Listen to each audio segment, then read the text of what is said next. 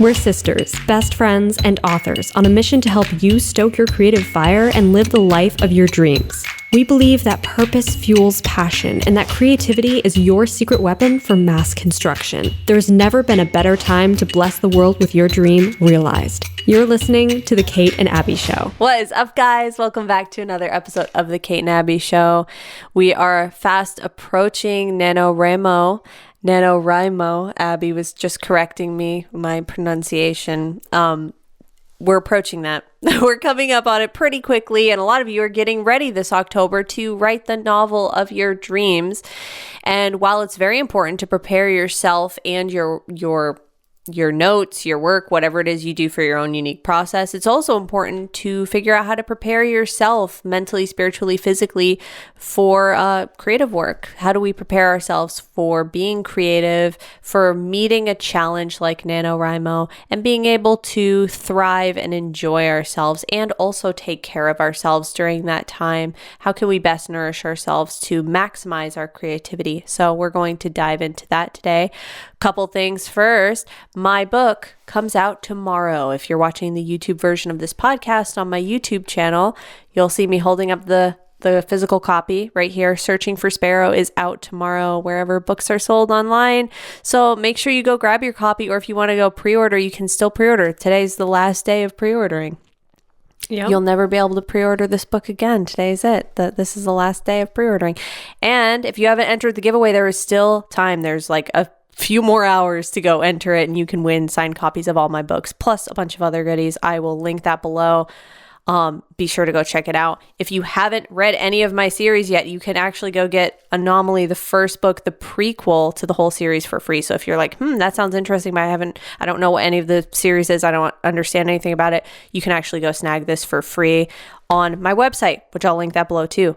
And Abbie just had a really cool announcement about her own special project. Yeah, her next book. Yep, I announced that on my YouTube channel on Friday. So if you missed that video, check it out. Katie will link it below, but I am releasing a Christmas book that is a sequel to 100 Days of Sunlight, and it's totally unexpected and really fun and cozy, and I cannot wait for you guys to read it. It is coming out November 1st.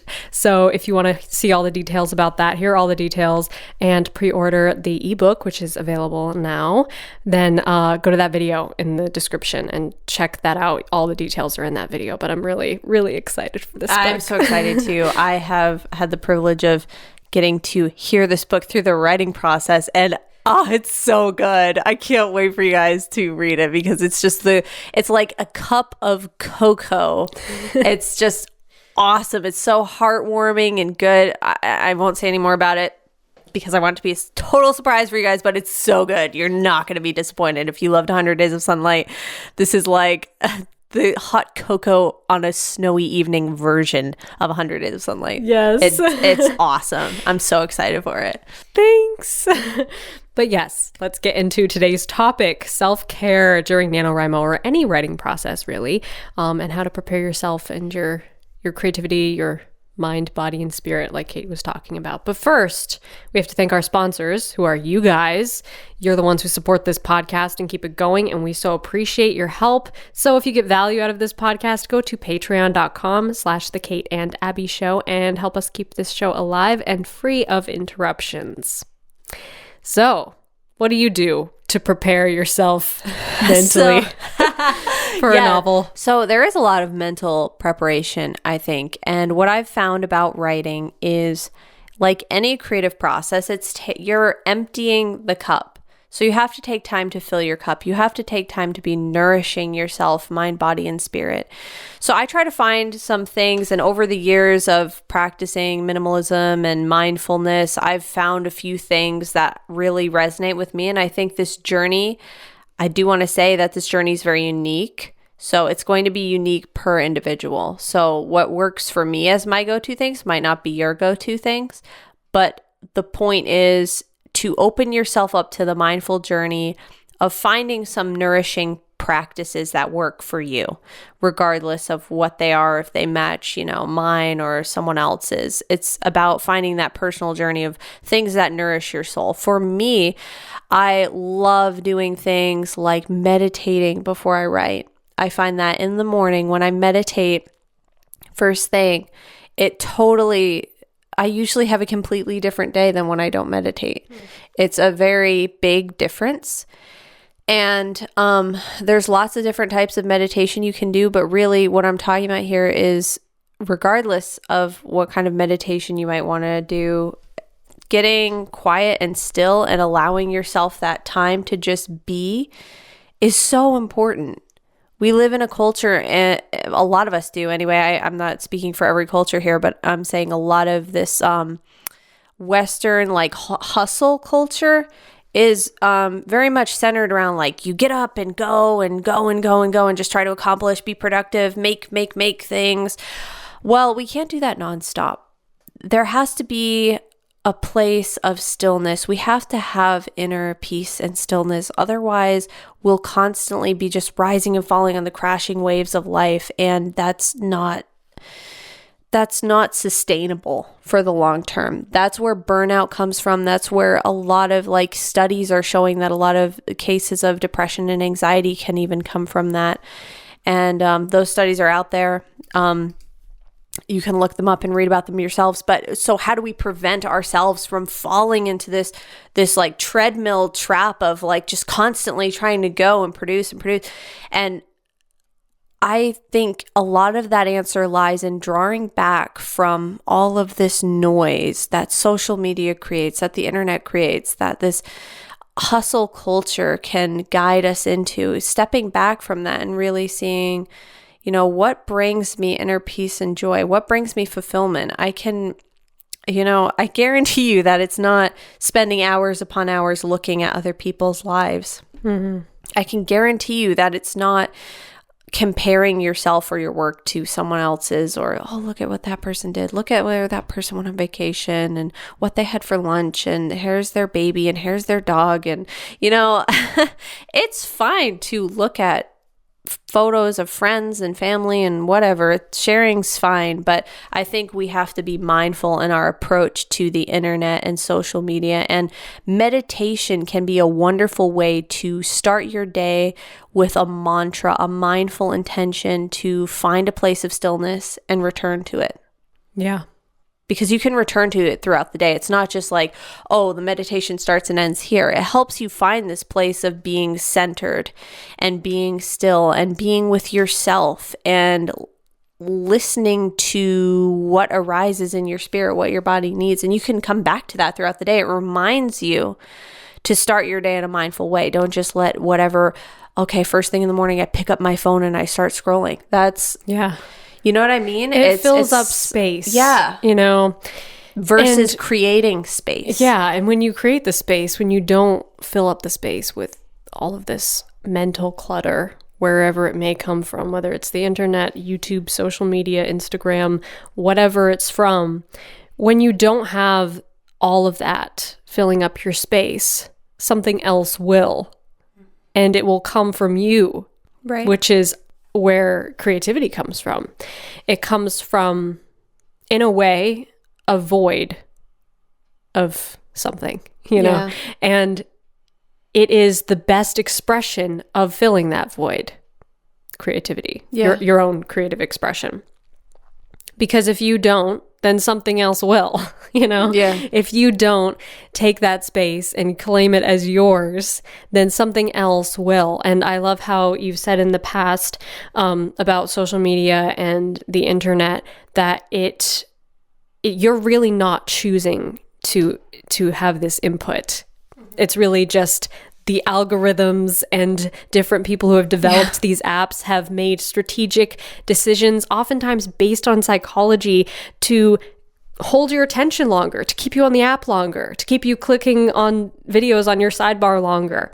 That's how all these apps and these websites are designed. So are you having actually a passive experience as the user of these apps and websites? Yeah, I would say 99.9% of the time, it is a passive experience, because like a lot of times you don't go to YouTube and get lost in the rabbit hole of YouTube because you were intentionally looking up one video that you knew what you were going to type into the search box before you landed on the homepage, you know? Right. That technology, these tech giants are making decisions about what they want to serve you.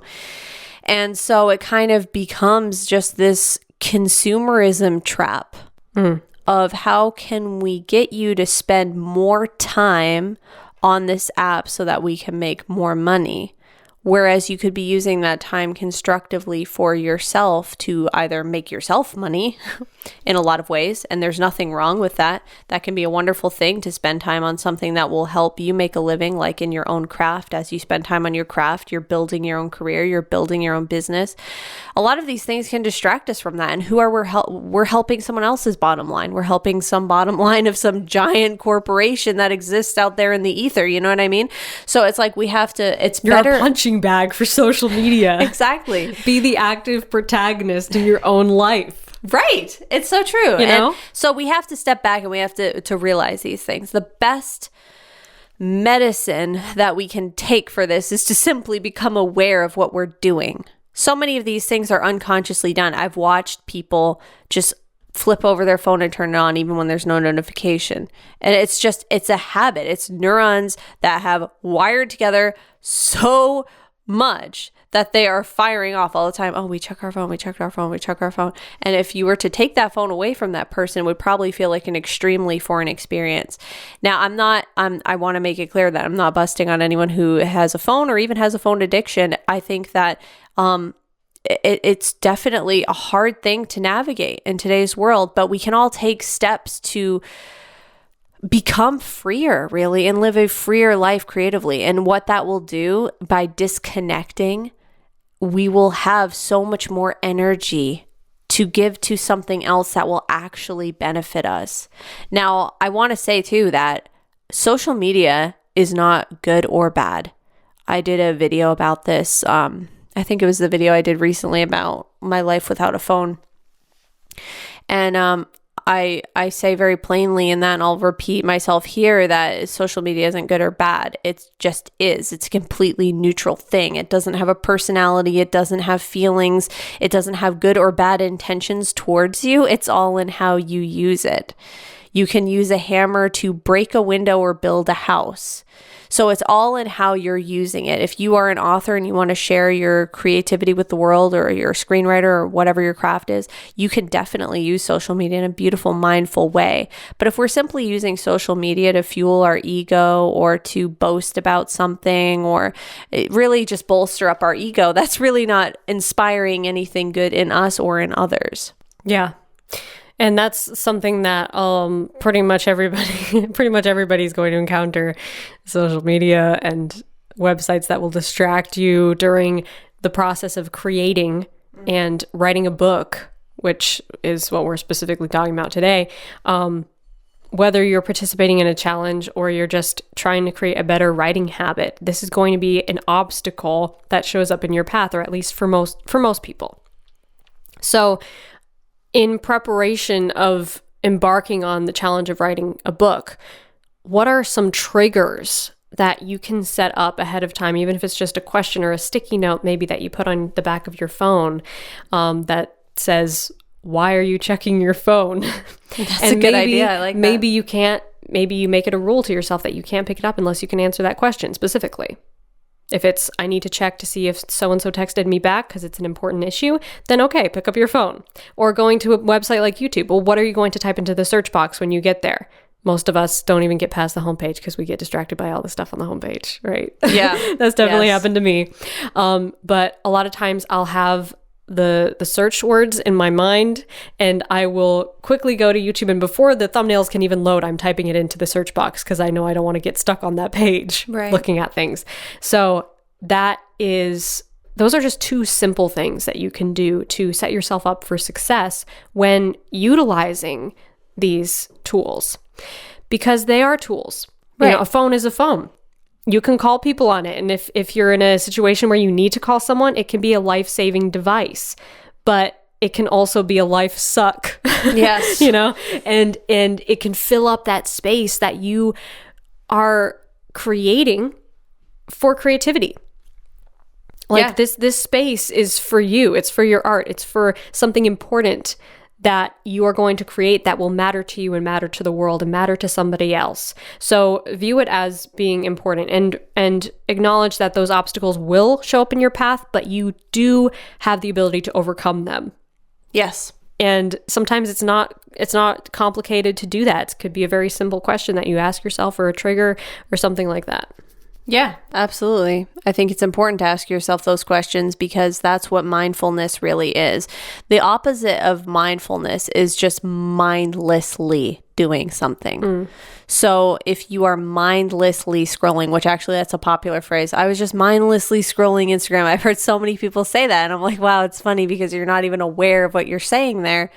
It is completely mindless actions. Your mind is not engaged. It's just this sort of filler that has no substance to it.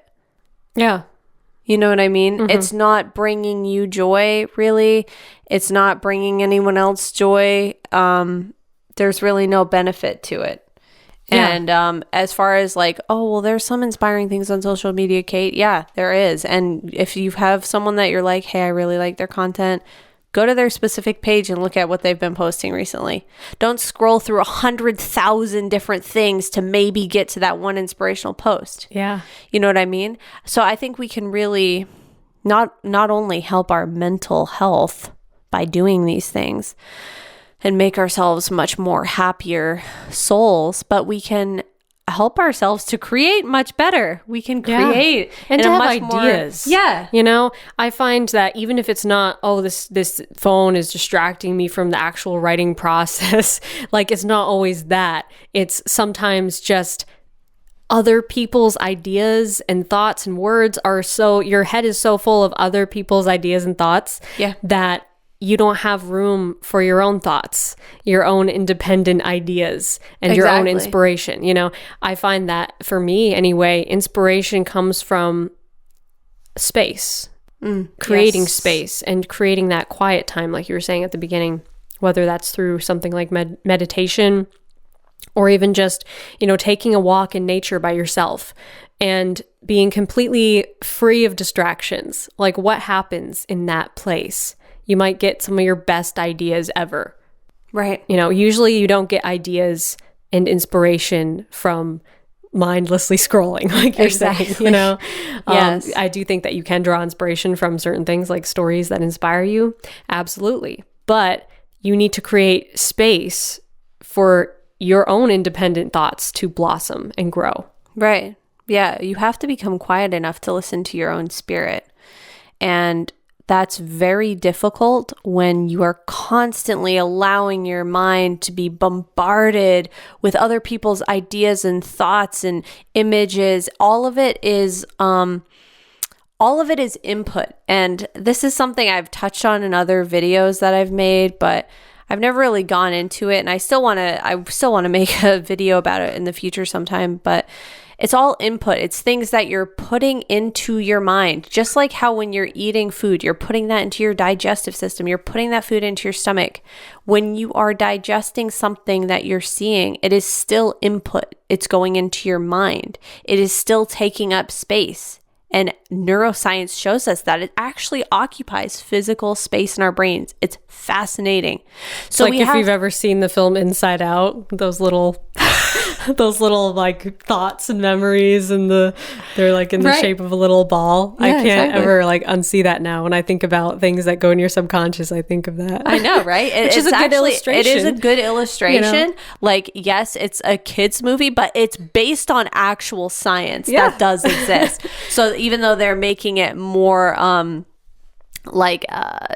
literal, but there actually is physical space in your mind being taken up by the things you're constantly digesting. That's why these things affect our mental health. Right. If they didn't take up any space in our minds and they just like went through our heads and they were gone off into the ether, it wouldn't affect our mental health. It's because we're actually letting them live in our minds. So we have to pick and choose put your mind on a diet, just like you would for eating healthier. Like if you wanted to be like, hey, I'm going to eat more fruits and veggies or whatever, you would start researching, well, what should I have? Are there supplements I should be taking? What food should I stay away from? Should I, cut back on, eating processed sugar? Things like that, things that would help to make your body the most shiny, vibrant, healthy version of yourself. Well, the same thing for your mind. Put your mind on a healthy, whole diet where it's digesting things and actually becoming nourished and not sickly from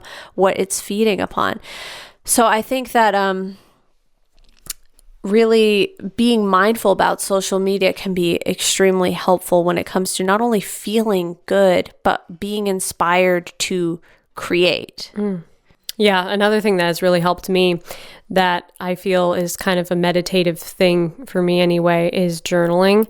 And I've talked about that a little bit on the podcast before, but I'm not the kind of person who journals every day, but I approach journaling sort of as a personal therapy.